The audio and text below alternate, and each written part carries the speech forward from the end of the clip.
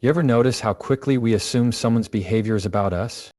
A driver cuts you off in traffic and instantly your blood pressure spikes. How dare they? A coworker sends a passive-aggressive email and your day is ruined. Someone ignores your message and suddenly you're spiraling about being disrespected. Here's the truth. Most of what people do has nothing to do with you. It has everything to do with them.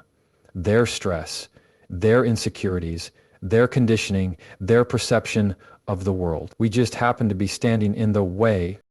Now, I'm not saying that bad behavior is excusable. What I am saying is that it's explainable. And when you learn to understand what's behind other people's actions without taking it personally, you unlock a whole new level of emotional freedom. You start to realize that everyone is operating from their own story. Think of people like books. What you see is the cover, but what drives them is 1,000 pages of backstory you haven't read. Trauma, upbringing, beliefs they inherited but never questioned. Maybe they were raised to believe vulnerability is weakness. Maybe they were never taught how to self-regulate. Maybe they're terrified of being seen as inadequate, so they lash out instead. Whatever the case, it's their script, not yours. This is a foundational psychological truth. People are predictably irrational based on their personal wiring. Once you start seeing behavior through that lens, through empathy mixed with clarity, it's hard to get angry at someone who's clearly just acting out their programming. Philosophically, this idea goes way back. The Stoics talked about it constantly. Epictetus said, when someone provokes you, remember it is your own opinion that provokes you. What he meant is this: it's not the event but your interpretation of the event that causes emotional disturbance. If someone speaks rudely to you, the anger you feel isn't because of their tone. It's because your mind interprets that tone as disrespect and then tells you that disrespect should not happen. That's the spark. But when you change the interpretation, the flame dies before it begins. Let's bring this down to real life. Imagine you're in line at a coffee shop and someone snaps at the barista. Your first instinct might be judgment. Wow, what a jerk. But if you knew that this person just lost their job or got bad news about a family member, wouldn't that change your reaction? That information doesn't excuse the behavior, but it adds context, and context creates compassion. That's the power of perspective. You don't have to know every person's backstory to apply this. You just have to remember that they have one. Everyone's fighting invisible battles. Some are losing. And when you step back and accept that most behavior is rooted in someone else's internal conflict, not your worth, it gets much harder to feel offended. You don't absorb their fire because you realize it was never yours to begin with. Here's the shift. Stop asking, why are they doing this to me? And start asking, what must be going on with them for this to make sense? That question alone removes you from the emotional center of the storm. It gives you objectivity, and with objectivity, you reclaim your power. When you get good at this, when this becomes a practiced reflex, something incredible happens. You become emotionally unshakable, not numb, not cold, but clear, anchored. You stop being a puppet pulled by every emotional string someone else tugs. That's a different kind of freedom. And that kind of freedom, it starts with one powerful truth. How people treat you is a reflection of them. How you respond is a reflection of you. Let that settle in. Because the more you can live from that truth, the less room there is for anger, and the more space there is for peace. Picking up from the realization that most behavior isn't about us, the next move is learning to stay present without letting that behavior commandeer our nervous system. Detachment, in this sense, is not the cold withdrawal people sometimes imagine. It's the disciplined capacity to witness your own reactions in real time and decide deliberately whether they deserve oxygen. Picture a smoke detector. It's designed to notice heat and sound an alarm. Useful when the kitchen's on fire, annoying when you're simply toasting bread. Your emotional circuitry is the same. The trick is to recognize false alarms before you grab the fire extinguisher. Neuroscience gives us a practical entry point. When something jarring happens, the amygdala kicks off a cascade of adrenaline and cortisol in about 200 milliseconds, well before the prefrontal cortex, the part of the brain that does strategic thinking, wakes up to check the facts. If you react immediately, you're not responding, you're reflexing. The simplest antidote is a conscious pause, long enough for the frontal lobe to come online. Breath is the fastest way to create that micro gap. And it works because respiration is one of the few bodily functions that can flip between automatic and voluntary control. A slow 4-count inhale, 6-count exhale tells the vagus nerve to downshift. Do that twice, and you've bought yourself 10 seconds. Plenty of runway for reason to taxi in. Once you have that pocket of calm, observe your inner commentary the way a sports analyst watches the replay. Freeze frame, zoom in. Ask, what exactly did I interpret here? Maybe the colleague's curt tone triggered a childhood script that equates sharp voices with danger. Maybe the ignored text tapped an old fear of abandonment. Labeling the emotion, anger, embarrassment, fear, recruits language centers that further dampen limbic fire. You aren't suppressing the feeling, you're metabolizing it through awareness. Paradoxically, that clarity makes empathy possible. When you're not busy defending your ego, you can notice the tension in the other person's shoulders, the fatigue around their eyes, and suddenly their jab looks less like malice and more like a stress fracture. Critics worry that detachment neuters passion, but watch any elite athlete in the zone. Everything about them is alive, yet their attention is laser stable. Buddhist psychology calls this state cool fire. The energy is hot, the mind is cool. You can cultivate it by practicing tiny acts of non-reactivity throughout the day. Let the elevator doors close without rushing. Accept the slow cashier without sighing. Each time you allow a mild inconvenience to pass unchallenged, you lay down neural tracks that make it easier to stay composed when the stakes rise. Another powerful tool is perspective shifting. Imagine your current annoyance projected on a screen inside a massive cinema, then mentally zoom the camera out until your problem occupies a single pixel in a vast galaxy of human experience. Viktor Frankl, who survived the camps, wrote that the last of human freedoms is the ability to choose one's attitude. If that freedom can exist in morning traffic, the more often you practice that zoom out, the more naturally your mind defaults to wide angle during provocation. Yet, let's be clear, detachment isn't passivity. It's fully compatible with boundaries and decisive action. You can request respect, correct misinformation, or end toxic relationships without being hijacked by rage. In fact, the boundary set from a place of equilibrium is far more potent than the one set in fury because it isn't diluted by theatrics. Stoic philosopher Seneca warned that anger, like a collapsing house, crushes itself first. When you operate from clarity, your words land without the debris field. What about situations that truly demand urgency? A child running into traffic, a medical emergency, blatant injustice. Detachment doesn't forbid instinctual speed, it refines it. The firefighter enters the burning building with elevated heart rate but steady judgment. The surgeon in crisis moves swiftly yet precisely because panic would compromise skill. Your everyday practice of measured response is what allows you, in critical moments, to remain effective rather than merely explosive. Finally, remember that detachment is a muscle built through repetition. Journaling 2 minutes each evening, what triggered me, how I paused, what I learned, creates a feedback loop that turns insight into wiring. Over months, people around you will notice. Conflicts that once escalated now dissipate. You'll still feel the initial spark, but you'll choose whether to fuel it. That choice is autonomy in its purest form. So the next time provocation knocks, don't barricade the door and don't fling it wide open. Just open it a crack, take a long breath, and decide whether this visitor deserves entry. The authority to admit or dismiss every emotional guest is yours alone. Exercise it, and you'll discover that the calm you're protecting quickly becomes the calm you embody. If you really want to stop feeling angry or bothered by others, you have to be willing to look inward, deeply, honestly, and without flinching.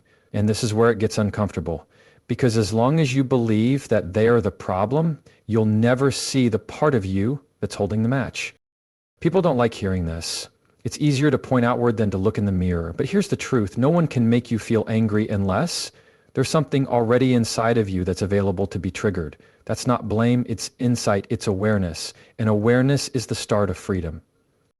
Every time you feel triggered, whether it's annoyance, jealousy, defensiveness, or rage, what you're really seeing is a flare exposing something unresolved, an old wound, a belief you've never examined, an identity you're still trying to protect. And what looks like a reaction to them is actually a spotlight on you. Let's say someone interrupts you in a meeting and you instantly feel dismissed. You might snap back or stew in silence, but either way it hits a nerve. Why? Because somewhere along the way you learned that being heard equals being respected. And if your voice isn't heard, it feels like your worth is in question. That's not about the person, it's about the belief. A belief shaped by moments, maybe years, where you weren't seen or taken seriously. That's the real source of the heat. This is the power of ownership. When you can say, this feeling isn't about them, it's revealing something about me. You've just taken control of your emotional state, not in a performative surface level way, but at the root. That's where sustainable peace is built, from the inside out. And don't confuse ownership with self-blame. Ownership is about curiosity, not condemnation. You're not saying, this is my fault. You're saying, this is my signal. There's a difference. One keeps you stuck in shame. The other leads you out. Psychologically, this goes hand in hand with the concept of emotional responsibility. You're not responsible for what someone else says or does, but you are 100% responsible for what it activates in you. That's the only power you'll ever truly have. And when you reclaim that power, you stop being a victim of circumstance. This is why journaling, therapy, and reflection are so crucial. Because if you don't know your own triggers, other people will keep using them, intentionally or not.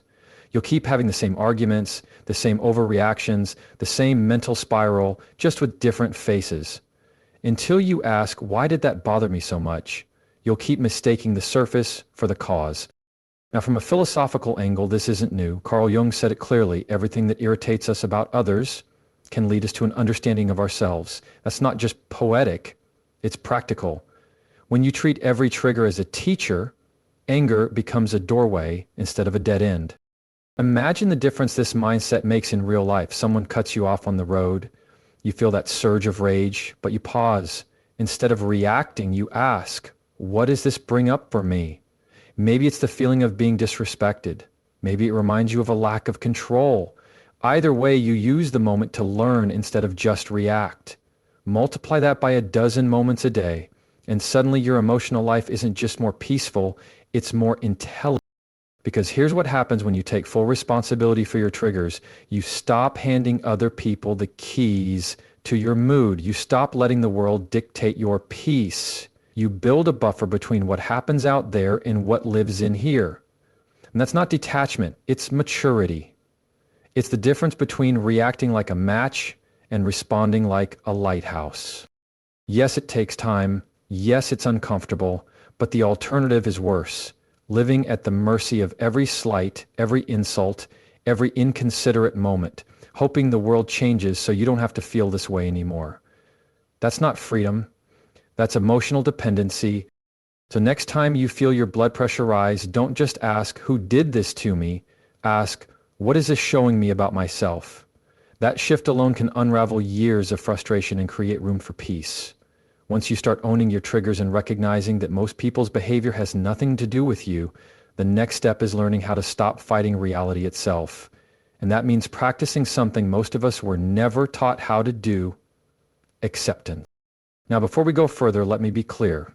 Acceptance doesn't mean agreement.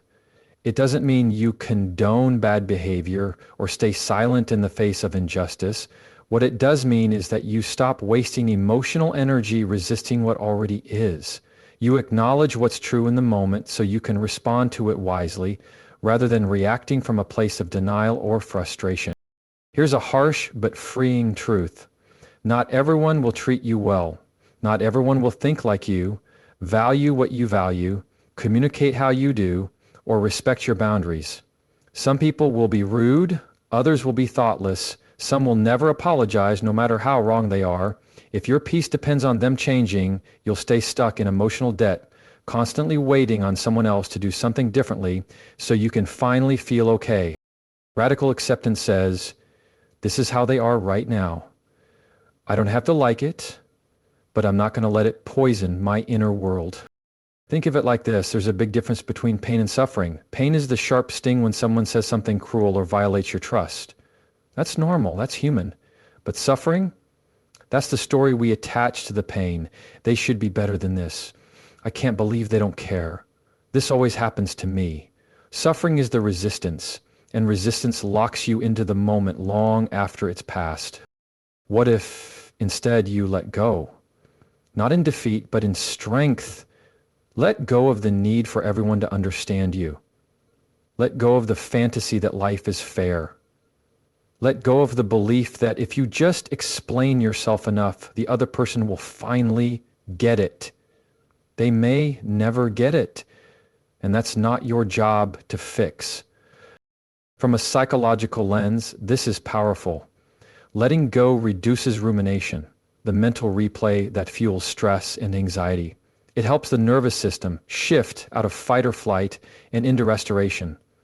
And over time, it teaches the brain a critical distinction. I can observe this without being consumed by it. That's regulation. That's emotional adulthood. Philosophically, the Stoics nailed this over 2,000 years ago. Marcus Aurelius wrote, "You have power over your mind, not outside events. Realize this and you will find strength." He wasn't preaching passivity. He was pointing to the deeper control we all have, the ability to respond to life from a place of grounded awareness instead of habitual resistance. In practical terms, this means accepting that people are allowed to be who they are, even if who they are is frustrating, unfair, or messy. You don't have to invite them into your life. You don't have to pretend they didn't hurt you, but you do have to decide whether carrying resentment is worth your peace. Spoiler, it never is. Letting go is an act of emotional decluttering. It's like clearing mental real estate that was never meant to be rented out to them in the first place. You forgive, not to excuse, but to release. You detach, not to disconnect, but to protect. You accept, not to give up, but to move forward with clarity. This mindset shift also helps you draw cleaner boundaries, because when you're no longer reacting to the idea that people should be different, you can make calm, firm decisions about who gets access to you. You stop engaging in emotional tug-of-war with people who aren't capable of mutual respect, and you start preserving your energy for what actually matters. This is the kind of peace that isn't performative, it's rooted. You don't have to fake calm because you are calm. Not because life is easy, but because you've stopped demanding it be easy in order to feel okay. So here's the question: what would change in your life if you stopped arguing with reality? Not agreeing with it, not settling for it, just accepting what is so you can move forward without dragging unnecessary weight. That's not weakness, it's wisdom.